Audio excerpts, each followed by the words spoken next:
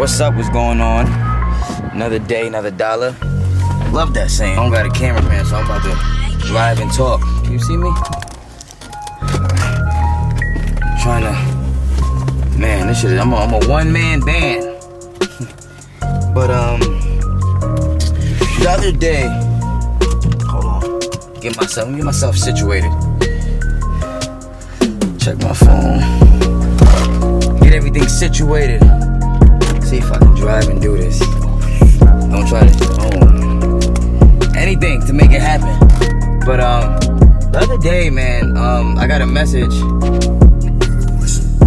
And my oh, hold on.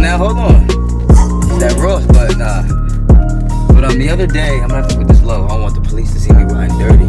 But I got somebody in my DMs on Instagram, a kid that I know, he wrote me and he said,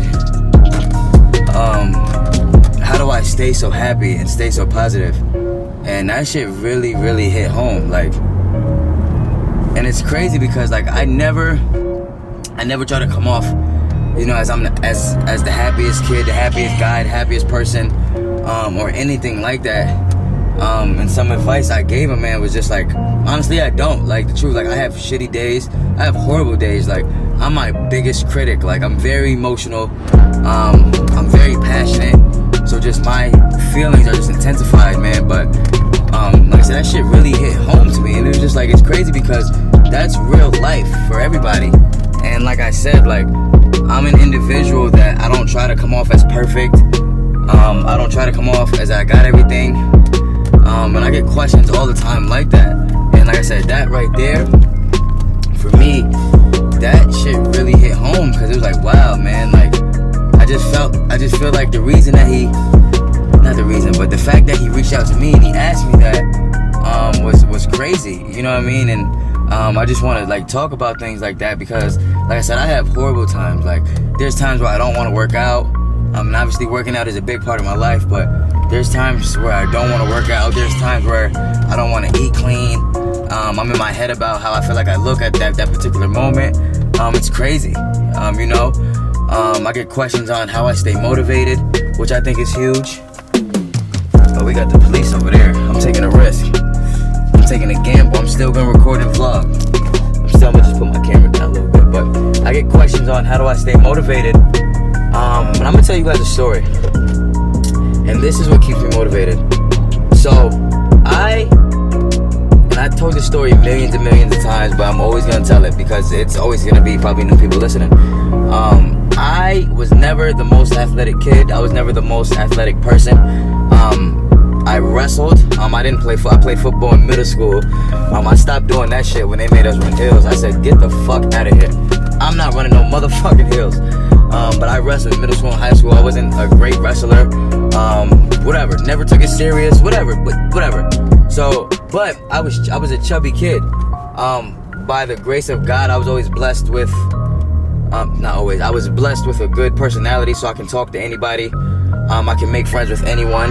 That was awesome. But I was never like the best athlete, etc. So I literally woke up one day, something snapped, and I was like, you know what? I want to work out, right? I wasn't like teased for being chubby. I mean, there were jokes being made, but like my life wasn't turning upside down.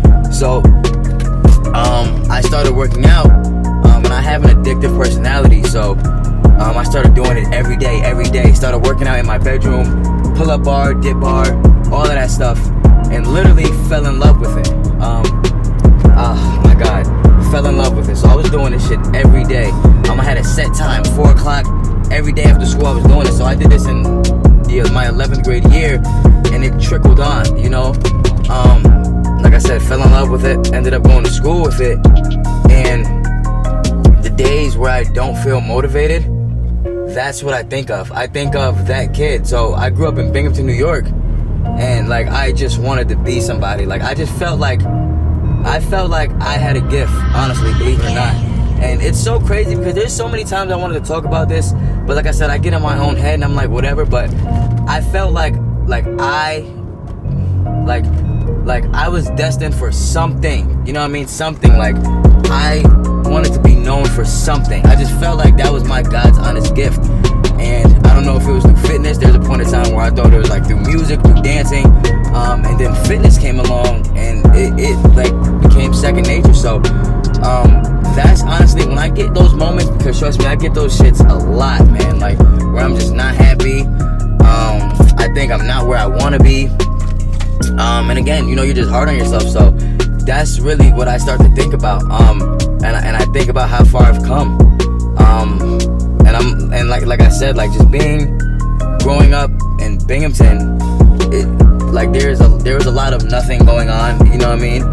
Granted, you know, Binghamton is not like Compton, it's not like New York City, but a lot of people have never even heard of Binghamton. So, like I said, growing up, there's a lot of nothing going on, and like I said, I always felt like I had a third eye. Like I always felt like I was destined for greatness. I knew I wasn't gonna go and do years and years of college. That just wasn't me. I hate school. But like I said, I just felt like I wanted to do something. Like I didn't want to be a statistic, nor did I not want to do nothing with my life. So when I did fitness, I took to it instantly, and I just wanted to learn as much as I could. And then on top of learning, I wanted to experience fitness. Like, okay, I wanted to look the part. It's one thing to understand fitness, get somebody else in shape. That's awesome. You should have that component. But I wanted to look the part. That's why when I left college, I kept going.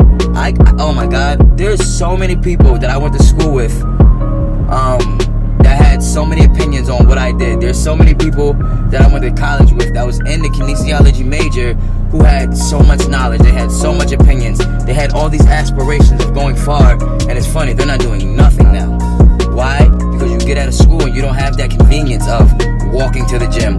I went to SUNY Cortland. For those of you who are not from New York, this college I went to is very, very, very, very well known for fitness, PE, PT, etc.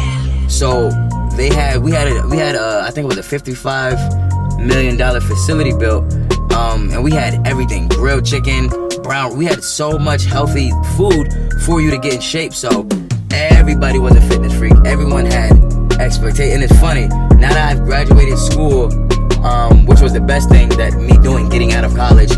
Now that I've put my career kind of in my own hands, I've gotten so much better results. And it's funny because all the people who had opinions, and I just, at the time I was very insecure, and everyone who had opinions and felt like they were killing it are not even working out anymore. Everyone who wanted to be personal trainers and who were personal trainers at the school are not even personal trainers anymore. Why? Because real life happens, which I get, and real life has hit me many a times, but I've always put my passion first, and I've sacrificed my job. I've sacrificed a lot of things because I wanted to make this happen. So, like I said, when I get into that moment and I get depressed, well, I'm not gonna say depressed because that's a real thing, but when I get sad and I'm feeling really hard on myself, I think of those moments because I'm human like everyone else, you know what I mean? Like, I don't try to live this life on Instagram where I try to make it look like, you know, I'm living the life I want to live, or like I have no worries in the world. People are looking at me crazy, but like I have no worries in the world, or I'm just this fitness king. No, I'm an individual that's pursuing his passion. That's it. I show my whole life. I show my girlfriend. I show what I eat, all of that stuff, and that's the person I want to be. So that's kind of what I do. You know what I mean? When I'm feeling down or I'm sad or I'm just doubting myself, because like I said, that's huge. And when I got that question, and when I get questions like that, that shit really hits home because wow, because it just humbles me, I guess is the right word. Because like I said, I have those days all the time, and like I said, when I feel like that and I'm like, wow, I'm feeling sad, I just think about like me growing up, because I have such high expectations for myself, and as an individual, everybody should. Like, I want to live in a nice house, I want to provide for my family, I want to do things that I never did, and that's what I want to do. I want to put myself in such a great position that, you know, I don't really have to worry about most. So that's why I'm so passionate, that's why I'm so dedicated, and that's what keeps me going, that's what keeps me driven, because I know what I want. And I know that your mind is such a powerful thing that if you put things into existence, you know, you speak it into existence, you can do that. And then I'm blessed and I have a beautiful circle, but that's really what it's about. And that's how I stay so motivated, and that's how I seem so happy 9 times out of 10, and that's what drives me. So my advice for things like like that. Just think of what you want.